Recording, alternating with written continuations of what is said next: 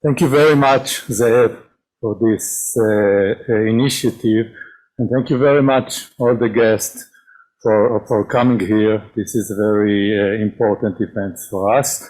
I have a few comments that somehow correspond with the very important lectures that we heard, and I will relate especially to the population of Juru, Gorski. And regarding the very important lecture of Kirill, and of course Kirill books, and also the works of Irena, who over here are the foundations for us, the people who try to study the Holocaust in Kavkaz. So my comments relates to the specific experience of Juru people. What happened to them? And what we see there is two specific patterns. And I'm relying on interviews. Some of them I conducted myself in Israel and also in the United States and in Kavkaz, and also on other interviews that we have. So one pattern is people who left for their relatives in Derbent and also in Baku. And here we have also some correspondence with the important things that we heard from Honorable Mossi Biker about the refugees who came to Azerbaijan.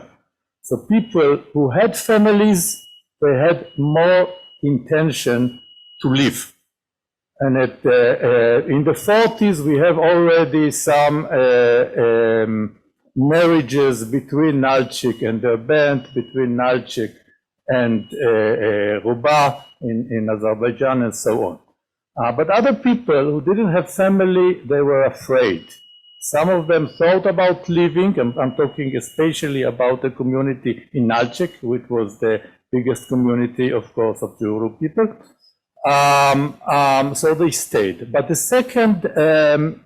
second pattern is also interesting, and somehow it corresponds with the last lecture we heard, and the question of family documents and archives. So what we see is people who leave Nalchik and go to the villages in the mountains. The people they knew, especially Kabardinian people, but also some Balkar people. They are leaving to the mountains. They found refuge in the mountains. The people hide them in the mountains.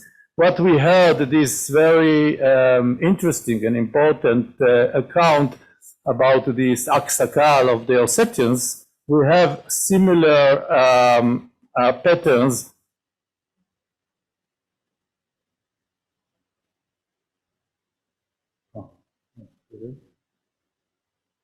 Yeah, we have similar patterns also with Kabardinians, a little bit with Balkarians, and even one Cossack settlement nowadays in the area of Karachay-Cherkess. So these are similar patterns, and I hope that in the future we will get to bring more